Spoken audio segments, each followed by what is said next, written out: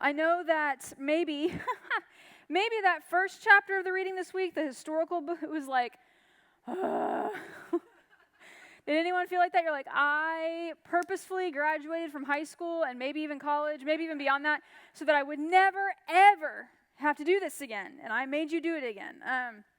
But what I hope that chapter made us realize, and we're going to unpack this a little bit more as we go tonight, is that, and we've been talking about this a lot, is that the events of the Bible didn't happen in a vacuum, right? There's other nations, other cultures, other people groups, other wars and battles and all that kind of stuff happening around the events of the Bible, causing the events of the Bible, spurring on the events of the Bible. Nothing happens in a vacuum, right? And so I'm hoping that particular chapter of our reading and then going over some of this timeline stuff tonight and kind of talking about that, we'll do some stuff in groups as well, has helped us kind of realize, again, even going back to our first 8-week session of biblical interpretation, that context is really important. Specifically, we're kind of delving more into historical context right now, right?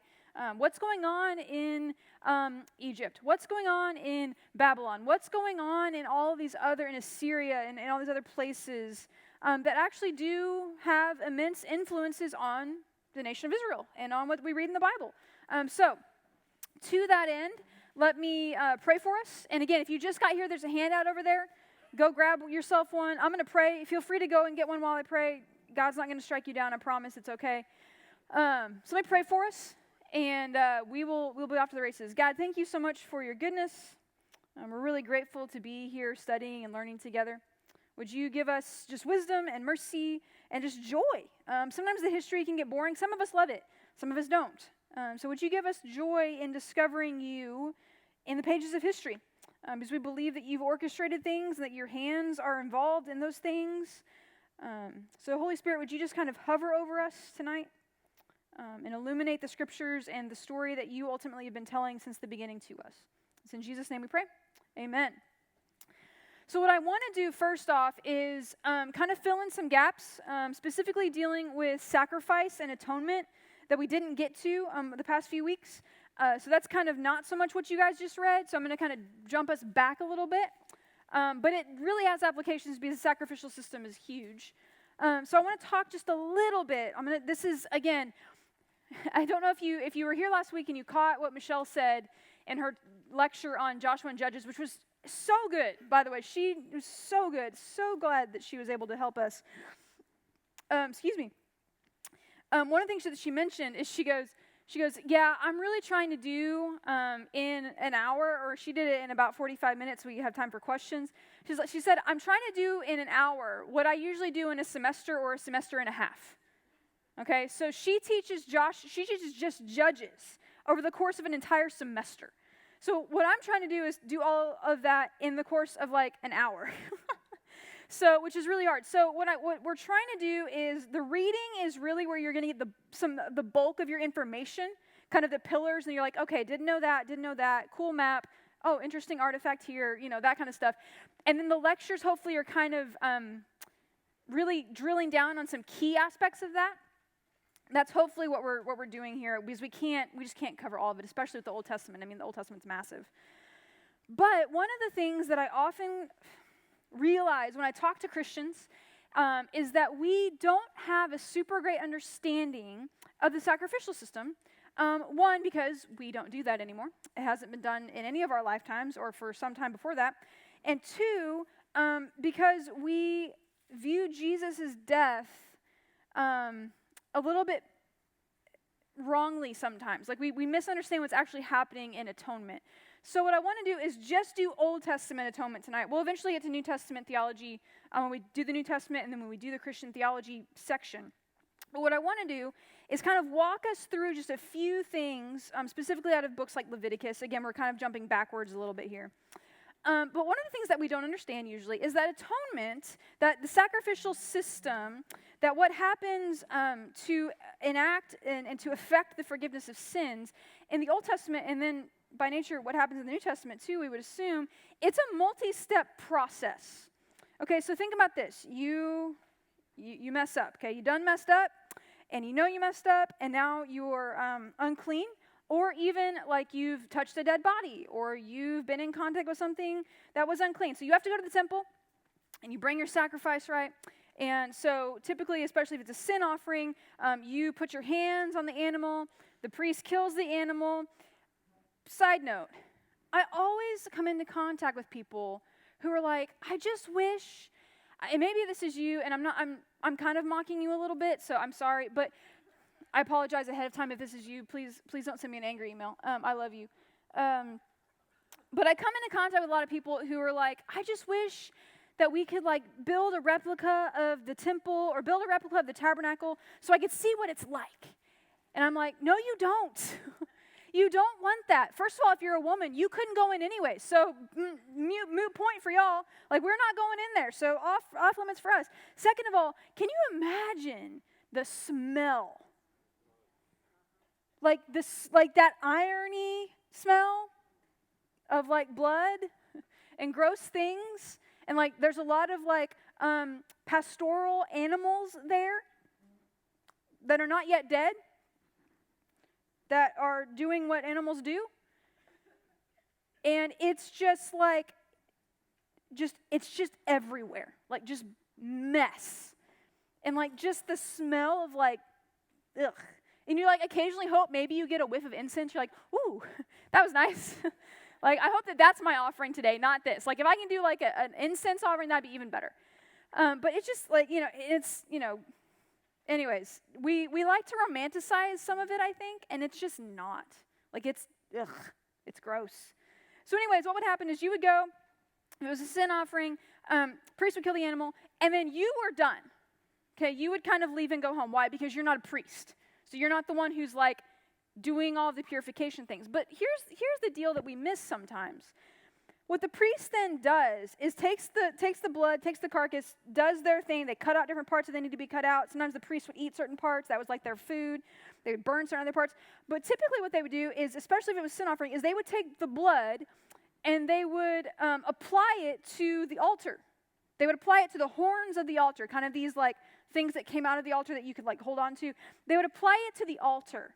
Why? The issue with sacrifice, the issue with atonement is not something needs to die because God is angry. That's not the narrative at all.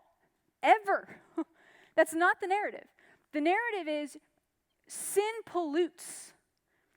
And what happens is when the people of God who are in close proximity to the temple of God or to specifically with the tabernacle even, it's in the middle of their camp. So when sin begins to pollute God's space and begins to kind of metaphorically pile up on the altar, God's like, no, this is not good. Holiness is very important. Cleanliness is very important, right? So the priest would take the blood and apply it or manipulate it on the altar, and that would deal with sin, okay? The narrative is not, God is angry because people sin and something has to die. That's not the narrative. That's not the narrative. So let's look at some key passages here. So atonement is a process. It's a multi-step process. And here's the other thing. Have you noticed that God built in the sacrificial system knowing that Israel was going to mess up? It's a gift. It's not a like, oh, God forbid you need this. No. God allowed it.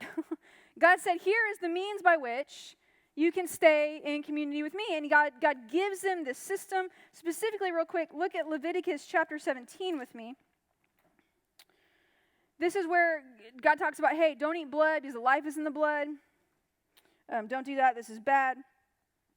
And then it says in verse 10, I will set my face against any Israelite or any foreigner residing among them who eats blood, and I will cut them off from my people, for the life of a creature is in the blood. And I have given it to you to make atonement for yourselves on the altar. It is the blood that makes atonement for one's life. So God gives this as a gift. God gives the sacrificial system as a gift and says, hey, this is how we remain in right relationship. This is how we do this. The individual, the other thing that we often miss is that sacrificial system is both very individualistic and like, hey, you messed up, you bring your offering, but it's also very communal Think about like the Day of Atonement. Think about Yom Kippur, where like the whole like nation is involved. Like everyone participates. Everyone is like repenting. Everyone's, they're reading the law. They're doing all these things. And it's a big deal. It's a big deal. We are so individualistic when it comes to just life, when it comes to our faith, when it comes to whatever. That's how our society is. It's more individualistic. And so we miss the reality of how communal this was. Your sin affects our altar. Do you see that? Your sin, and we learned about that some last week with we asked Michelle a lot of questions about like, why was God so hard on like this one person? And they said, because sin kind of seeps through the community. And so there's a communal aspect. It's not overly individualistic. It is in some ways, because if you're unclean, you need to go through the purification to make yourself, clean again. But your uncleanliness begins to taint the community. And I think if we all kind of sat and thought about that, metaphorically, we're like, yeah, that makes sense. Like, your sin never just affects you. It doesn't. It always affects other people. It affects your family. It affects your friends. It affects, whoever you're coming into contact with, because it's kind of altering you. You're not, following after Jesus, and so you're doing other things or whatever. And so it's like, my sin affects other people. And we don't realize this as much as they did because, again, we're more individualistic in our society. We're more kind of, this is just me and Jesus, and that's all I need. No, you need the community. The community is key. We're going to talk about that more in the New Testament when we start talking about the church. But it's not just like, oh, I sinned, whoops, let me go make an atonement. No, it's like your sin is polluting our altar. You need to deal with that. You need to deal with that. So the blood would be applied, and all things would be much better. But there are also built into the covenant, built into the sacrificial system that God gives to Moses with the people, there are also punitive or covenantal curses, which is really interesting to us because we're like, wasn't this supposed to be a good thing? This is a gift. This is really important. Take a look real quick at Leviticus chapter 26. Leviticus chapter 26. Again, this is a real fly by the seat of our pants, but I want to give us a little bit of a bigger perspective of what's going on here. Depending on what Bible you're using, if it's your own or if it's the one I gave you, the Leviticus chapter 6, the heading at the top of mine, at the first verse says, reward for obedience. So here's the reward for doing what we're supposed to do. Here's the reward from God for following all this stuff appropriately. But then, if you get down to verse 14, it says, punishment for disobedience. Whoops. Pay attention, like red flashing lights. Look at what God says in verse 14. But if you will not listen to me and carry out all these commands, and if you reject my decrees and abhor my laws and fail to carry out all my commands and so violate my covenant, then I will do this to you. God is very clear. Praise God. One of the things that was difficult for other nations at this time with their multiplicity of gods, their pantheon, was that you never knew exactly what the gods wanted. That's why they're always trying to, we'll offer this sacrifice, we'll do this, we don't know what they want because they haven't told us. God's very clear. It's like a gift. This is what God says. This is what I will do to you. Verse 16, I will bring on you sudden terror, wasting diseases and fever that will, destroy your sight and sap your strength.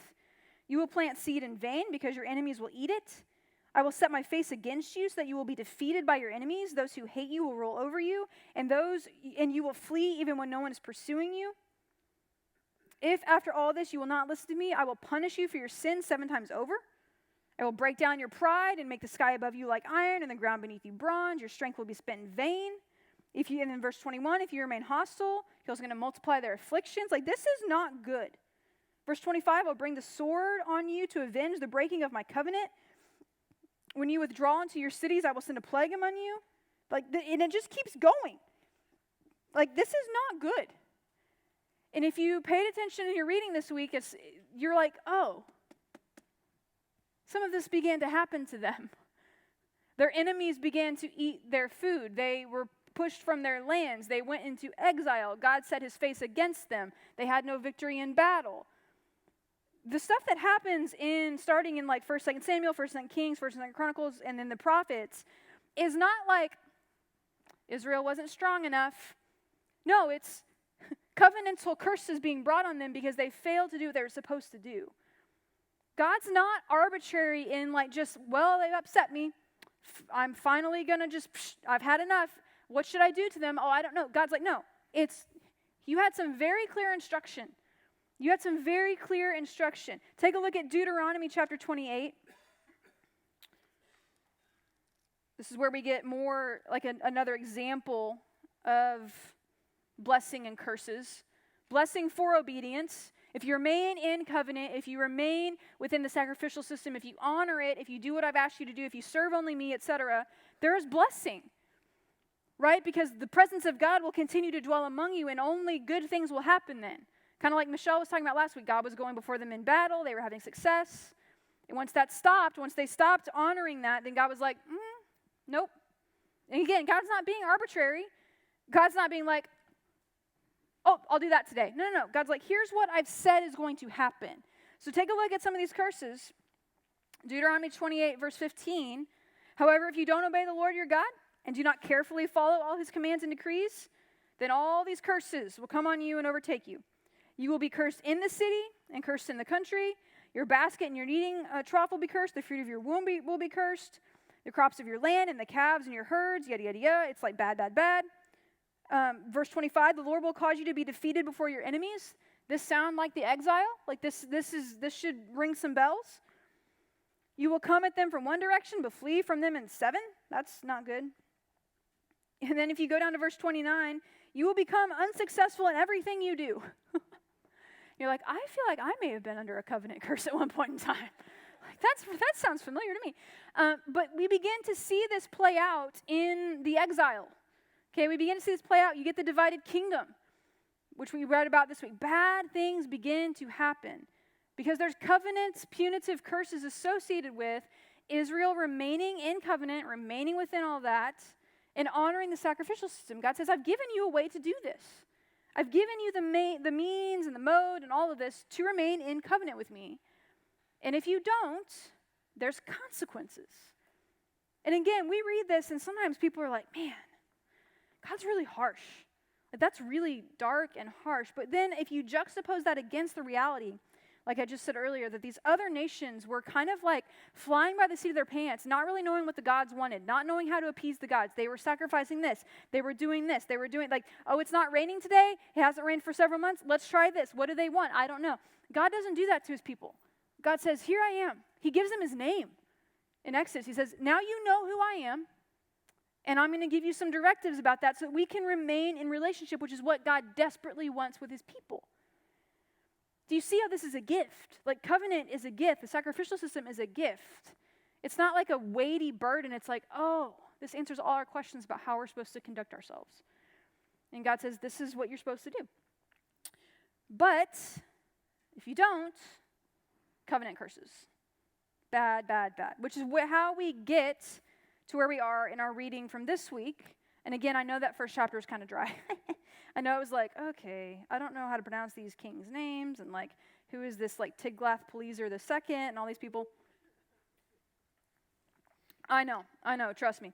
There's an episode, I love the Golden Girls, okay? I'm just telling you all a little bit about myself here. I'm like an 85-year-old trapped in a 31-year-old's body. In more ways than one. And there's this episode where Dorothy, she's a teacher, and she's tutoring a student, and he goes, Dorothy, he goes, teacher, why do I have to learn algebra? And she goes, because I had to learn how to teach it. That's what that chapter was for. Why did you have to learn it? Because I had to learn about it too. And again, also, my hope is that these readings, I know some of it is a little dry, but that it gives you a bigger picture of what's happening. And we're going to go over this timeline that I have for us in a second. But everything is happening for a reason. Sometimes it's good reasons, sometimes it's God's blessing, sometimes it's bad reasons, sometimes it's kind of those covenant curses coming to play and like, whoops, now you're going to be overthrown, or now you're not going to have crops, or now you're not going to have this. But you see how it's just this big storyline. And a lot of you actually in your reading responses have mentioned last week and this week, you're like, I'm beginning to see some of these Old Testament books, not so much as just like one-off stories about random people, but about the grand narrative of what God is doing, right? And I hope that that's beginning to kind of sink in. Like, this is God's story of God's people, and we get little windows of glimpses into it from different characters, but really what we should be focusing in on and seeing is God's power, and God's might, and God's majesty, and God's glory, as it kind of draws through the whole story. Okay, that was just a quick, just FYI, a few quick points of things. Let's talk about, where did I put my textbook? Here it is. If you noticed in your book, there's lots of charts in these chapters because, we're looking at all these different kings and all these different prophets and all these different battles and all these different things. And and again, maybe you probably noticed, some of the dating is kind of like, this is our best guess. This is our best guess. There are some definite dates. There's some definite dates. 586, 587 is when Jerusalem fell, all this stuff. Really, really important dates. 722 is also really important. We're going to talk about that later. But other than that, we have some other historical things happening. But some of the earlier, further away dates were like, don't really know. We're going to take our best guess. So you're allowed to fall where you want to fall on that. It's not really my ball of wax. It's not my favorite thing to talk about because we don't know. But you're allowed to kind of, if that interests you, please, by all means, jump into that and see what is there for you. I want to point out a few things as we go. So I grabbed my book so I could have you guys see it as well. On page 211 in your book, at the very bottom, there's this really helpful little kind of yellow, brownish bullet point list. And again, I'm just kind of acting as a guide through some of these books, just kind of, not like our textbook, but the books of the Bible saying, hey, notice this, notice this, notice this. And I thought this was a really good list. I would add some things probably to it, but I think the authors are smart in only giving us 3 bullet points. It's a little less oppressive than I would probably make it, which is one of the things I don't do super well at. But it says here, tips for reading Old Testament and historical literature, which is what things like 1st, 2nd Samuel, 1st and 2nd Kings, 1st, 2nd Chronicles, which we didn't read this week, but we will, it says, think of the books as theological rather than historical, which I just kind of talked about. Why? Because they're not really that great of history books, from a historical, academic standpoint. They're really not that great. They're more here's this random character, what seems to be a random character. Let me tell you a lot about this person's life, and not really give you a lot of context about other things happening. Sometimes we get little glimpses of it, but it's not like a history book. It's not a history book. It's hey, here's what God was doing. So approach them firstly as theological books, and then kind of figure out where in history are we. But I think seeing the story of God in these books is really helpful, and perhaps a new way for some of us to approach these types of books. Number 2, remember that the main focus of the literature is God and His covenant, not people or events. I think this will help us when we look at the timelines. I think this point really helps us because for me, growing up in the church, growing up doing this, for a long time, I would just read the Old Testament as okay, next character, next story, what's the next, rather than seeing how is God's story moving? How is the covenant at play here? Where is God dwelling? What is God doing with God's people? Are they living according to the law? Are they staying in covenant or are they not? Those types of bigger questions rather than, where's the David and Goliath story? Where's that story? Where's the Elijah being taken up? Where's that one? Rather than just piecemealing different stories, seeing the big picture of how it connects. So hopefully that's kind of beginning to at least become part of our consciousness. The third bullet point, remember that historical cause and effect is seen largely in terms of the role of God rather than the actions of people. All of these 3 bullet points are 3 ways to say pretty much the same thing. Pay attention to what the authors of these books are drawing our focus into. Pay attention to where you're seeing God. Pay attention to what the story is doing with the people of God. Again, rather than just being where's David and Goliath again? Where is that? Because that's the one that all of us know from this reading. Which, that's a Sunday school story. It's a really gruesome, horrible story. Have you ever noticed that happens a lot with Sunday school stories? Noah and the Ark, terrible story. Everyone dies. Everyone, even all the animals die. Just only on this boat do they survive. And we're it's a great children's story. It's not. It's a horrible story. It's a horrible story. Exactly. But painted on the nurseries and stuff. I'm no, this is a horrible story. Everyone dies. But whatever, no one really pays attention to what I say sometimes. Okay, take a look at page 260. And you can see 260, 261. I'm just, again, if you want to earmark some of these pages, I'm drawing them out. I know you read them and you're like, Laurien, we've already seen this. I'm drawing out some of the key things. So if you want to dog ear them or mark them or put a sticky note, because they might be helpful as you continue on. So 260, 261, you get a chart here of different events in world history that we get in the Bible. You got like David and Goliath, the capture of Jerusalem, different revolts, David anointed, stuff like that. Just pay attention to it, but also note here on page 260, the last sentence of that middle paragraph says this: "It became clear that the Lord had not been overpowered, but had rejected and therefore abandoned the Israelites." This is on 1st and 2nd Samuel chapter. The theme of divine abandonment is well known in the ancient Near East. Again, talking about those covenant curses. And we think that's really harsh. And we're like, those are God's people. God covenanted himself to them. God covenanted himself to them in an agreement. There's two sides. And we know the story. God didn't really ultimately abandon his people, right? But he definitely let them go into exile.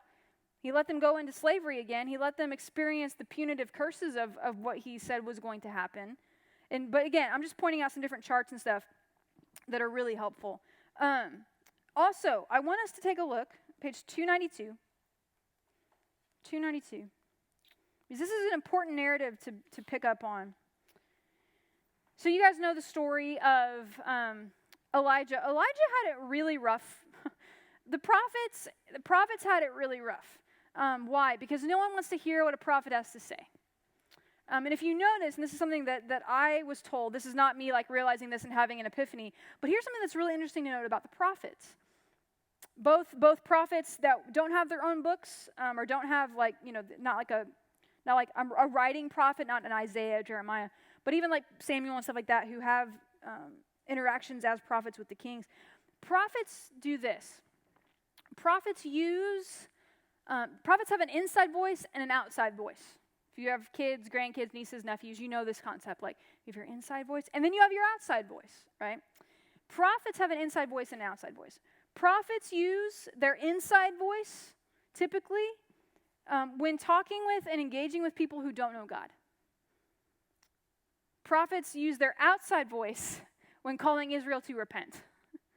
Prophets pull no punches. When Samuel marches up into David and he's like, "You're that man. You're the man who stole something from someone else and killed him." Like, Samuel is like, he's talking to the king. Do you realize the gravity of that? And we're going to learn more about that as we get into some of the major and minor prophets. But prophets primarily and generally speaking use their outside voice with people who are near to the camp and should know better, and use their inside voice with people who don't know better. Think about Jesus does this. Jesus does this. With the Pharisees and the Sadducees, he gets it. He's like, But with people who don't know any better and who can't help themselves, he's very gentle. And he's very just inside voice. Does that make sense?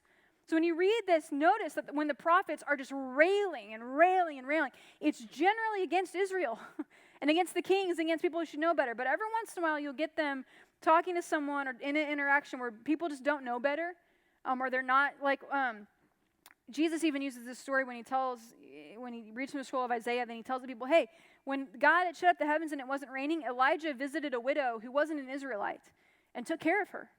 And God gave her food and provided for her in the midst of famine. She's not an Israelite. But Elijah is very gentle and very helpful, and God does a miracle. So prophets are interesting characters. But one of the things that the prophets, especially in 1st and 2nd Samuel, 1st and 2nd Kings, help us realize is that there is still in this, throughout the whole Bible, really, y'all, even today, there is this, there's this pull in all of us towards things that are not God, right? There's this pull in all of us.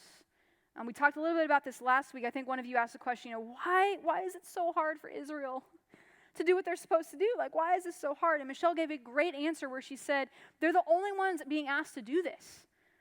They're the only monotheistic nation at this time. This is new. This is still very new in world history. And so they're surrounded by people who are not like them in any way, really. And so what you begin to have, especially in the story of Elijah and the prophets of Baal, which is one of the ones that's mentioned here, but you get some other stories, is you begin to get narratives of why the God of Israel is the true only God. God kind of puts himself over and against the prophets of Baal and Baal himself and says, nah, not even worth our time. Not even worth our time and attention. The story of Elijah and the prophets of Baal, where, they're like, we're gonna battle. They basically have it's like battle of the bands, but it's battle of the gods is really what's happening. So the prophets of Elijah, they make their altar, and Elijah's like, okay, y'all call down fire from heaven from Baal, and make that bad boy come on fire. And so the prophets of Baal do what? They're screaming, and they're even cutting themselves with stones. Again, they don't know what their God wants. They don't know how to appease their God. So they're doing anything and everything they can think of. And the Hebrew in this story is actually somewhat crass, because Elijah essentially asks them, where is Baal? Is he in the bathroom? Is he relieving himself? Elijah, again, is not pulling any punches with these people. He's like, nope. And it's actually kind of crass in the Hebrew text. And again, they're unsuccessful, right? They can't do it. They don't know what their God wants. Their God doesn't have power to just manifest fire on this altar. And Elijah, during a drought, have you noticed that it's during a drought that he does this? He orders water, precious, precious water, to be poured over his altar. Can you imagine it being a drought where there is water is, people are dying, and he just says, bring me a bunch of water. And he pours it over his altar, and he just prays. He doesn't do a song and dance. He doesn't cut himself with stones. He's not even offering another sacrifice. He just says, God, here you go. Fire. Consumes the whole thing. Do you see how some of these stories are both showing the power of God and the story of God, but they're also demonstrating to Israel and also to later readers, hey, these other deities, these other little g gods, aren't even worth your time. They're ineffective. They can't do anything. You don't even know what they want. They're ineffective. So that chart on page 292 demonstrates, hey, because Baal was kind of the big one, Baal was in charge. So you have storm god, rain, fertility, harvest, lightning and fire, life and death. And Elijah and Elisha, the dynamic duo, dismantles all of that. They systematically dismantle all of those things that Baal was supposed to be really good at. And they show the sovereignty and the power of Israel's God over and against that. And yet Israel still cannot keep it straight. But again, interesting chart to note. Again, this has parallels, friends. This has parallels with exactly what God does with the Egyptians during the Exodus.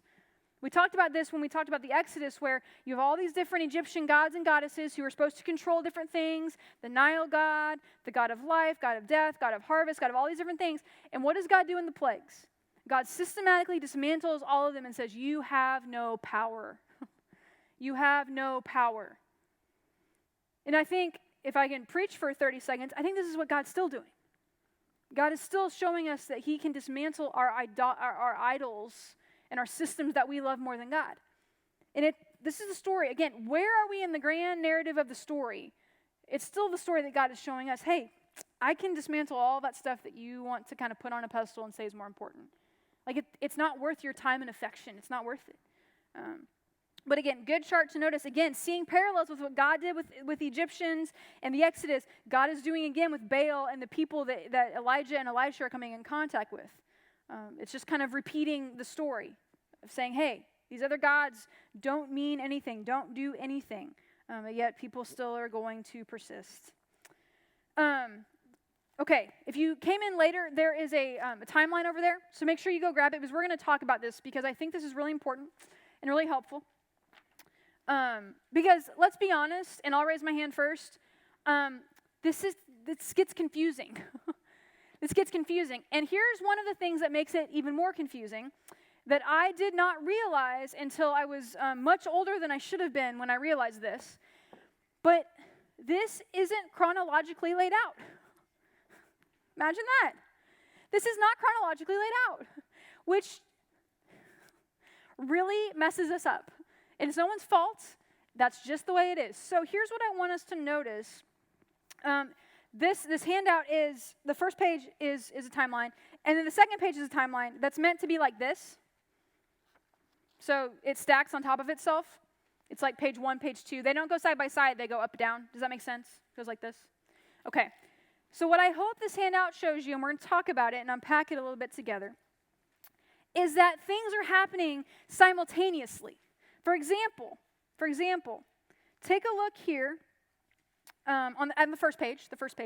If you look in the middle here, where it's the yellow, you get Isaiah, Micah, Jeremiah here in the middle of the page. You see that? Do you also see, though, that at the top where you have Israel, 10 tribes in the green, and the bottom where you have Judah, the 2 tribes in the yellow, that those things are also happening whilst Isaiah, Micah, and Jeremiah are prophesying. So it's not like the events of 1st, 2nd Kings, 1st, 2nd Samuel, 1st, 2nd Chronicles happened, and then the prophets came. No, you could literally take your Bible and at the end cut out the wisdom literature, not cut it out, but for our the illustration I'm doing, get rid of that because it happens in the middle. Take what happens after 1st Chronicles, cut the Bible at 1st Chronicles, and literally just lay it next to each other. So you get Isaiah, Jeremiah, Ezekiel, all that stuff. It is happening during the events of 1st, 2nd Samuel, 1st, 2nd Kings, 1st, 2nd Chronicles. Does that make sense? And we don't realize that because our Bibles are laid out in a strange way that does not promote actual understanding of what's happening. How many of you think, again, at way too old of an age did I realize this?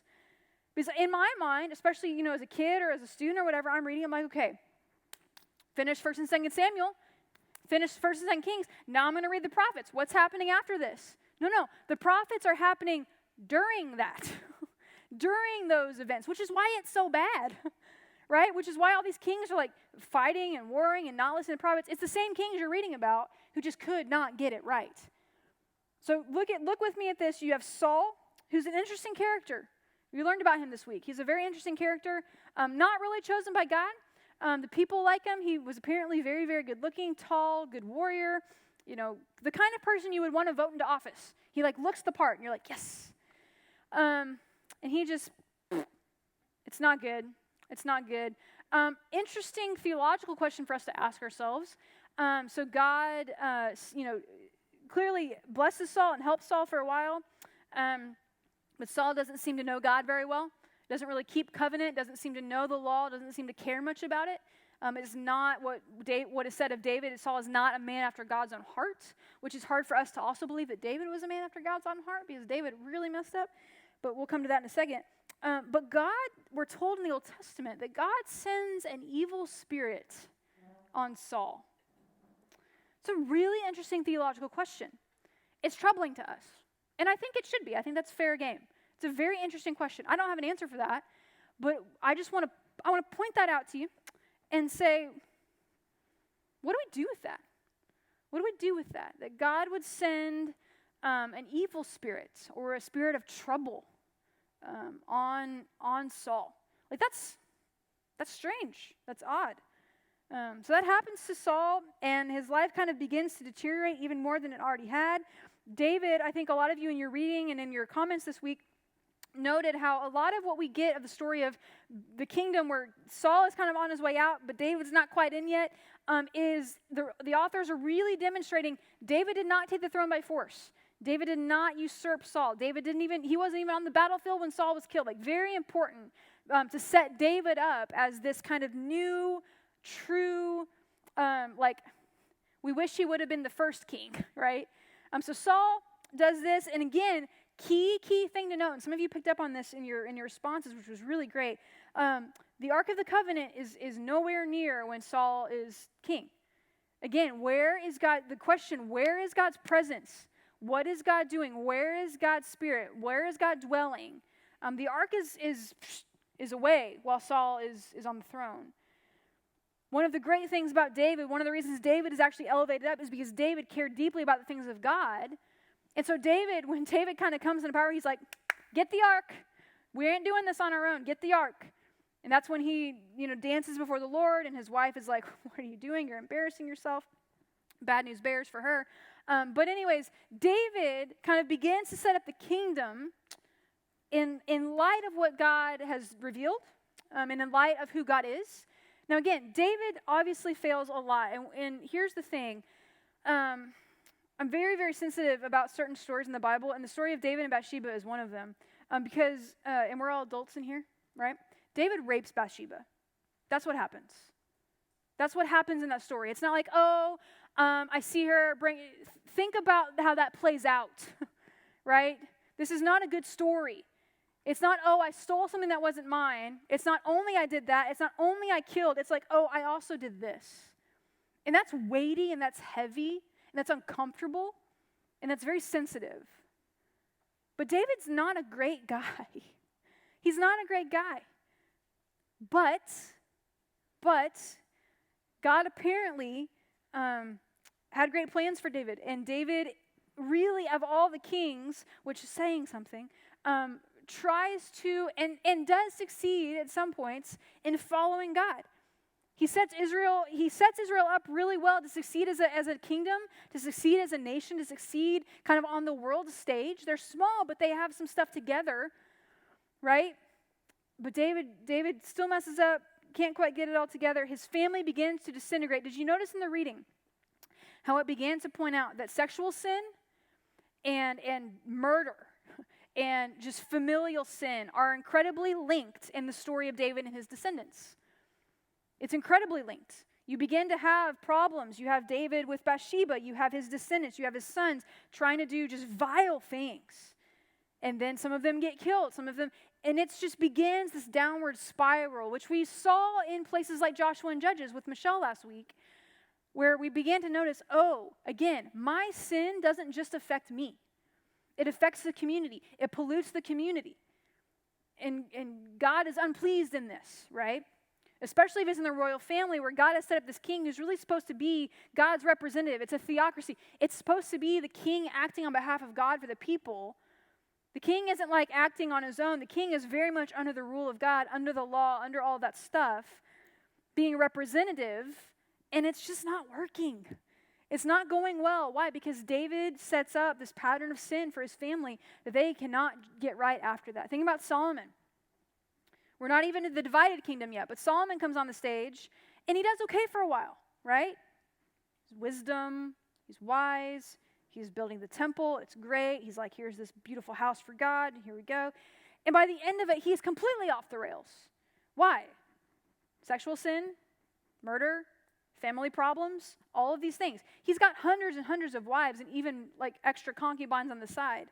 He's marrying outside of the faith. He's marrying people who worship idols who are beginning to influence him. All the things that God said, do not do this. Solomon does it on steroids. Like Solomon drinks 4 Monster energy drinks and is like, I'm going to go do everything you said not to do. Like that's what Solomon does, right? He starts off decent. He starts off as good as David could have left him. He builds the temple. It's great. But then he goes, and he just peters out. And after Solomon, if you're looking at your timeline here, kind of on the far left, after Solomon, it's never good again. Not that it was great before, but that's when you have the divided kingdom. And here's the other thing, and you many of you probably noticed this, you all probably noticed this now, but this is why it gets really, really confusing in books like 1st and 2nd Samuel, 1st and 2nd Kings, 1st and 2nd Chronicles, because you're bouncing back and forth between northern and southern kingdoms the whole time. And the authors are not overly helpful. Like they are sometimes, but it's just like they kind of expect you to realize, we're back in Judah. We're in the north. We're in Israel. Like, not good. It's not helpful. We're like, where are we? Which is why charts like this are helpful because, and again, take some of the pressure. Some of you, in some of your responses, I'm sensing there's a little bit of like, how have I not known this before? Get rid of that. You don't need that spirit. You don't need that. Psh, be gone. You don't need that. The guilt, frustration with yourself, get rid of that. We don't need that. That's why we're here. We're all learning. But charts like this are immensely helpful because we can begin to see, okay, this is helping me at least realize that more is happening at the same time than just on the page that I'm reading. Context. Top. I'm not explaining this to you because I don't think you guys can read the chart. I'm just drawing our attention to things. You guys are very intelligent people who can clearly read this chart. The top green, though, is Israel. the north, 10 tribes, okay, so that's the majority, it's the bigger section. They have a lot more problems than Judah does for a while. They both eventually go into exile, they both eventually go kaput, but the north, which does not carry the Davidic line, struggles for a long, long, long time. And all this again happens because of familial problems, because Solomon and his descendants cannot figure themselves out.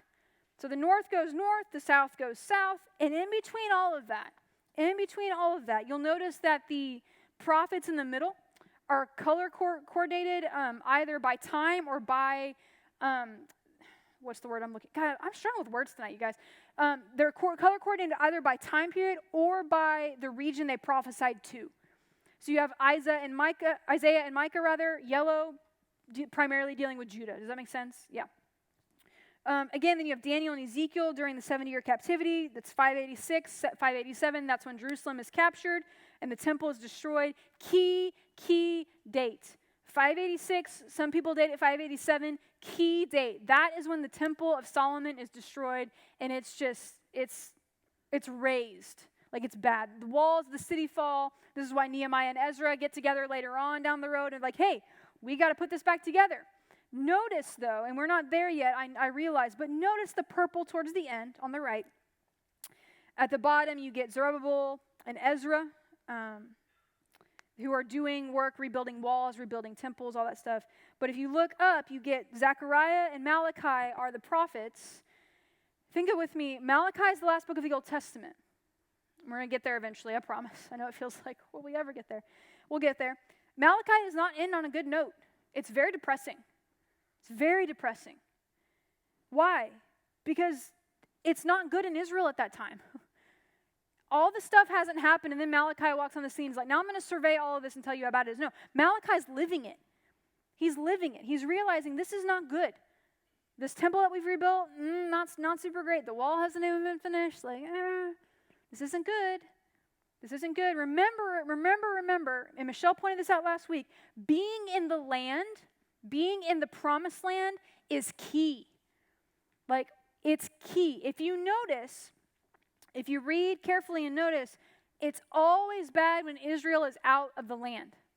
It's always bad. Always, always, always bad. When they are ejected from their homeland, when they are carted off into slavery, it's bad. Why? Because the land is part of the covenant promise. So for them to be taken out of the land is indicative of, God, we have not kept our part of the covenant, and now those covenant curses have come. So that's kind of what we're getting on this timeline. Again, I want us to notice the prophets are happening during these historical books.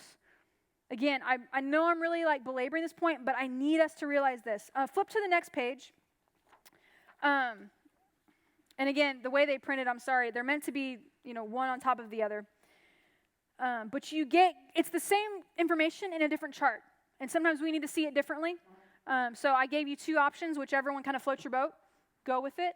But again, realizing you get time period, the major power, which is helpful to know.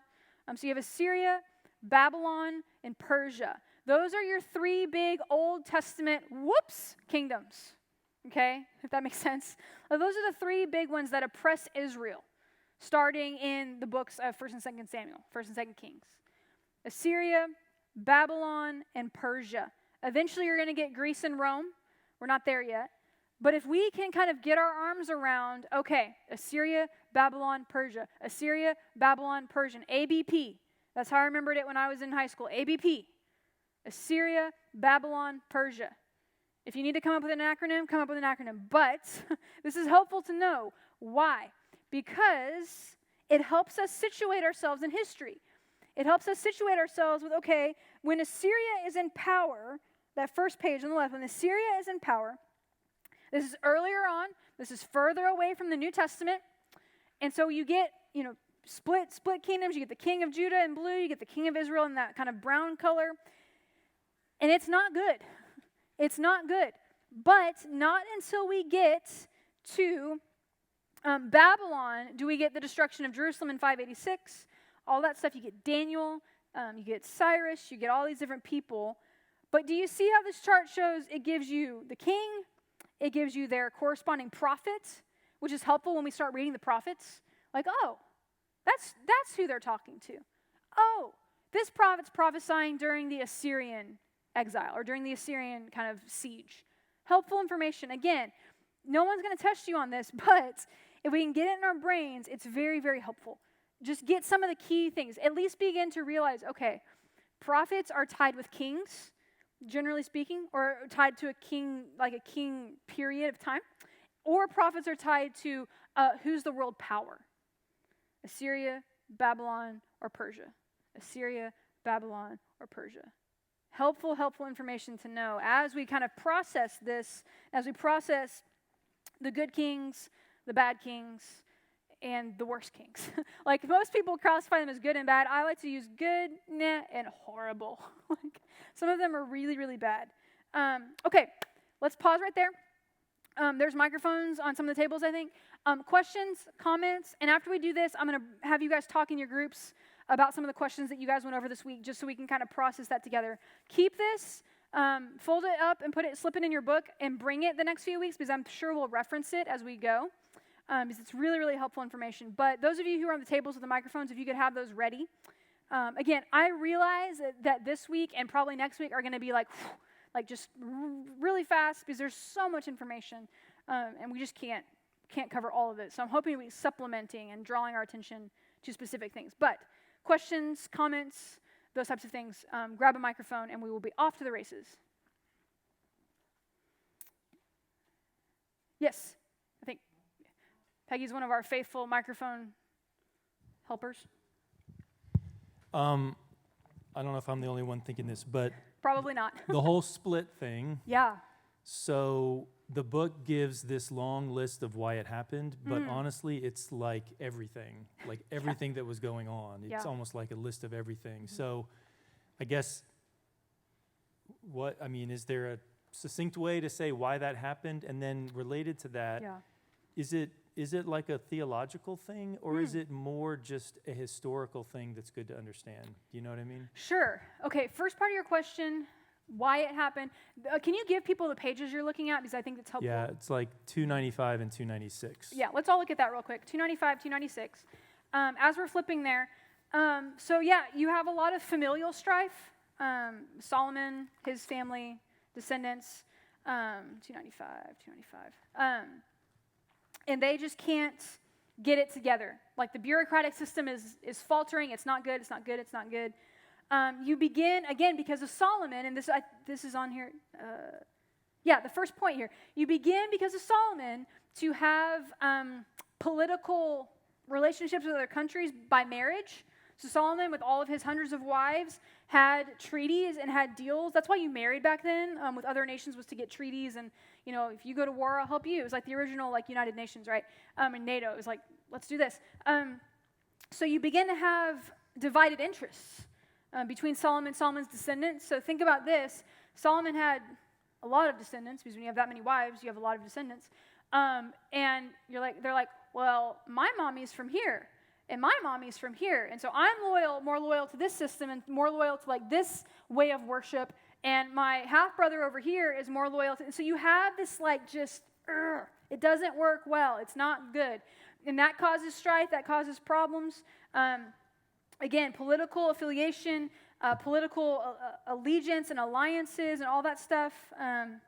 The other thing that I really don't know a whole lot about, this is not my wheelhouse, is number 3. And I honestly can't really answer much about this part, but there was apparently some geographical realignment, I think is the word. So you get this, again, Israel had been operating as tribes, right, for a long time. And when you get kings, what do? You got to start drawing some boundaries so we can do taxes, okay? And so there's been some, a little bit of shifting in some of those boundary lines and how geographically we're going to lay that out, because taxes and because we're political now and we have a king, and so we got to have ourselves together. We got to be ready for this and that. So that apparently caused some of it. Again, that's not something that I'm super well versed in at all. But you have just problem after problem, specifically again with this infiltration, this influx of pagan worship and of pagan rituals being adopted that are just drawing people away. And so you have people in the South who are trying to semi-stay loyal, and you have people in the north who aren't as much, and it causes strife, it causes problems. But really, I kind of boil it down personally to just Solomon, to familial problems brought on by problems really started with David, and then Solomon, and then his multiplicity of children, all that stuff. And then you get this strife, you get these problems. But I think this is a good list. Some of them I hadn't really thought about before I read this book. Like, again, I hadn't really thought about, the political, like, realignment of the tribes, potentially causing problems. But you get verse references here, which is really helpful. You can go back and see. What was your second question? It almost reads more, is it like a theological significance or more historical? Theological, I would say, in that idol worship was a huge factor in it. So theological in that, part of the cause of this is we have abandoned the things that the Lord has told us to do, and so that is causing this. I don't know that, like, this. It's always tricky. You're like, well, what was God's will? I don't think a divided kingdom was the plan, right? I don't think that was, like, the best, like, option A. Like, I don't think this is what was supposed to happen under a good king and a faithful king and a king after God's own heart being on the throne. This is not what was supposed to happen. So it's man-made in that, like, their sin, their rebellion, their lusting after other gods, their just bucking the system, not staying in covenant, caused it. But it's also it's also theological in that, like, part of the reason we're doing this is because we've worshipped other gods. We're not staying true. Does that make sense? Does that help? I don't know if I answered that. Okay. Questions? Catherine, yeah. Thank you. Two quick questions. One, does the Bible kind of gloss over David's rape of Bathsheba versus his son's rape of his sister? Because it seems like they call it rape when it's the son versus the sister. And I was wondering if that was like, if that was also the beginning of this familial sin. It's a great question. I don't know why the biblical authors become more strong with their words when it comes to David's descendants and their sin. The story of David and Bathsheba is interesting. Again, it's horrific. Like, it should really jar us, and we should be sensitive with this and all that stuff. But it's really horrific because not only does David rape her, he kills her husband, has him killed, and then the child dies. Like, this is horrible. Like, it's a horrible scenario. And then David composes Psalm 51 as, like, this great confession and this great prayer. But I don't know why we get stronger language, and it seems, at least, until you get Nathan, did I say Samuel earlier when I said that he marched in? I did. It's Nathan. Samuel's not the one who, guys, sorry. No one was like, Laurien, you're wrong. Tell me next time, guys. Tell me next time. Nathan is the prophet who marches into David's like, you're that man. That's pretty harsh. We don't pick up on the undertones of David's action there, but we do get a harsh condemnation of that action. So yeah, just different things. Catherine's got a second question, then we'll come over here. Go ahead. Okay, and then the second part, just in my effort to understand the sacrificial system, would you say it's almost like set up like a marriage covenant in the sense of, like, if you violate these things, we're not going to be in good relationship, and so then you're really going to have to make some amends if you think we're going to be okay again. You know, like, is that sort of... I was trying to come up with something I could comprehend. Yeah. So marriage is, in Christian circles, we use the word covenant to describe marriage. So yeah, it's not a contract. It's not a covenant. It's hard to explain because we're just so unfamiliar with it. But yeah, it's very much of like, and God lays it out. He's like, here's what's expected. Here's what I will do. Here's what I'll do for you.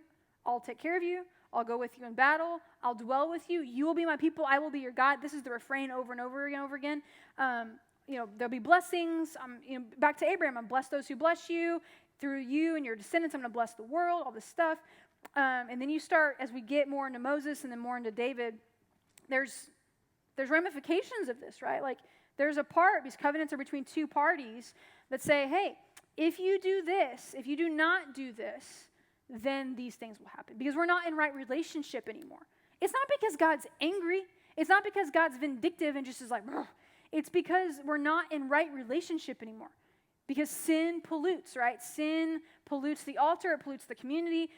We talked a few weeks ago about just the holiness of God, the otherness of God, and why the holiness of the community was important. But yes, your illustration of, hey, we're not right anymore. The lines of communication are not open anymore is a great way of kind of thinking about that. So the sacrifices demonstrate repentance? Is that? The sacrifices offer purification. The sacrifices help purify the pollution of sin off of the altars and off of the people.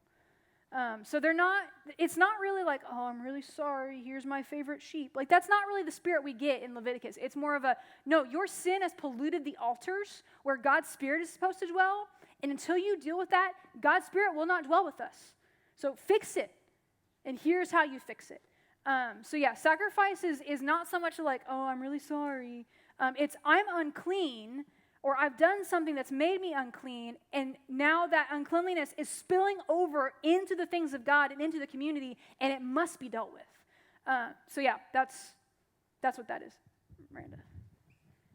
And then we'll come over here in just a second after. David will be next. Sorry, just a real quick No, go for question. it. Don't apologize. When back to David and Bathsheba, is in the original language, is it as harsh? I mean, I guess it is because you're saying like. Yeah, I mean, and so therefore it's in the translation into modern day translation. The story is the story. Like, we're inferring, like, think about this. If it's a movie, if you're watching like the Old Testament as a movie, and you get to this scene, if we keep it PG-13, we're all adults in here, okay? If we keep it PG-13, what you're gonna see is it's gonna pan over here. You're gonna see some shapes. You're going to see Bathsheba doing her thing. You're going to see David going, she's really beautiful. I will take her. You're going to see the guards going to get her, bringing her back, putting her in a room in the palace, and then David walks in. There's no other way that story ends. Like, it's not a good story. It's not a good, like, she was forcibly taken and brought to the king. Like, that's not good. I haven't read it in Hebrew in since probably college, that particular story. So I can't speak to the Hebrew of it right now. But just the story itself is intense. We just kind of gloss over it. We don't, because it doesn't actually like give us explicit information in the text, but it's just kind of like, oh, that happened and David killed her husband. And we focus more on that than we do on what happened to Bathsheba. Part of that is cultural. Part of that's how it was written. But I just want us to kind of remember that there's more happening in the stories than made it onto the page. And this is true for other stories we're going to read in the Bible as well. So anyways, yeah. Okay. David.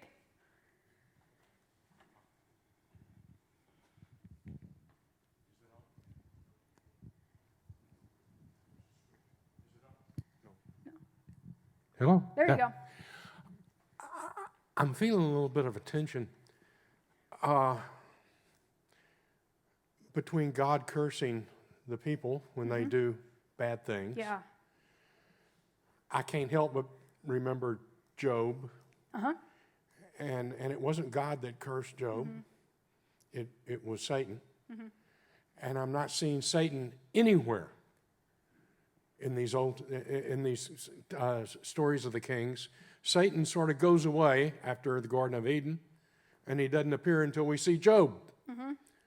And maybe I'm getting way ahead of us, but why is that? What's going on? First of all, we're not told that the serpent is Satan. We're not explicitly told. We infer that back into the text. So that's something to keep in mind. Keep in mind. Second, the story of the Bible is not God versus Satan. That's not the story. That's not the narrative. We like to think that that's the narrative sometimes because that's how it's kind of been portrayed to us. That's not the narrative. We, and by we, I mean we, past like several hundred years of Christianity, have given way, and paid way more interest in Satan than anyone else before us really has. Like, we're like borderline obsessed. Like, it's really interesting and kind of disturbing in some ways. So here's the thing. Moses in Deuteronomy, I think, actually says that these other gods, these other little g gods, are demons. They're evil spirits, right? He doesn't deny that these other anti-God types of things exist in the world. He just says they're worthless, like they're nothing. Don't worship them. They can't do anything. So the spirit of evil is pervasive. It's there. This is why Paul in the New Testament says, hey, what does he say? He goes, our struggle is not against flesh and blood. It's not against each other. It's not against the people next to you. It's against the rulers and the authorities and the dark powers of this world, and the spiritual forces of evil in the heavenly places, right? Those spiritual forces of evil in the heavenly places are like what animates and what gives life and breath to evil kingdoms. We get this a lot in Revelation. This is how kingdoms that are anti-God are animated, how they get power, how they operate in the world. So all of these little g gods, all these kingdoms that are worshiping these other gods, carry that spirit, that God's kingdom, anti-God's people spirit. This is the story that, Moses calls them this. We get it even in the New Testament. Paul calls them this. Jesus at his arrest in one of the Gospels, I can't remember which one. I think it's Luke. Could be wrong. He actually says when they come to arrest him, we're just gonna have to find it. Because I'm gonna misquote it, and it's gonna keep me awake tonight. So let's just look real quick. Give me 2 seconds here. Boop, boop, boop, boop.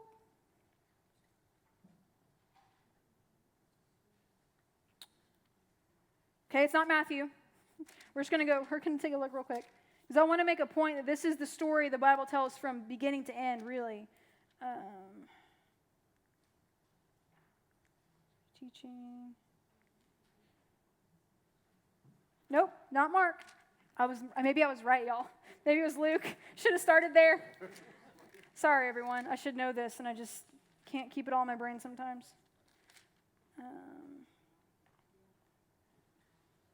Here we go. It's in Luke. I was right. After my fumble with the whole Samuel Nathan thing, I redeemed myself maybe. But this is what Jesus says at his arrest in the Gospel of Luke, chapter 22. Judas has come, right? This is Holy Week, so this is appropriate. Verse 47 of chapter 22 says, while he was still speaking, a crowd came up, and the man who was called Judas, one of the 12, was leading them. He approached Jesus to kiss him, but Jesus asked him, Judas, are you betraying the Son of Man with a kiss? When Jesus' followers saw what was going to happen, they said, Lord, should we strike with our swords? And one of them, another gospel tells us it's Peter, one of them struck the servant of the high priest, cutting off his right ear. But Jesus says, no more of this. And he touched the man's ear and healed him. Then Jesus said to the chief priests, the officers of the temple guard, and the elders who had come for him, am I leading a rebellion that you have come with swords and clubs? Every day I was with you in the temple courts. You did not lay a hand on me. But this is your hour when darkness reigns. And Jesus is playing on this idea of, I think what Paul picks up on, the spiritual forces of evil in the heavenly places, this darkness that is reigning, that is animated by the spirit of evil. It's animated by things that are anti-God. Again, Revelation speaks about this constantly. It's kind of the whole book of Revelation, really. But Jesus even picks up on this. That there is a spirit of darkness and of evil that is pervasive. Right? And so you get this story of all the kings that aren't good and the kingdom divided and idol worship and all that. The spirit of evil is heavy over that, right? Like it's pervasive. We just want to put a name on it. That's not the name that's in the Bible really ever given to it. Satan isn't even a proper name. Do you know this? Satan is not a proper name in Hebrew.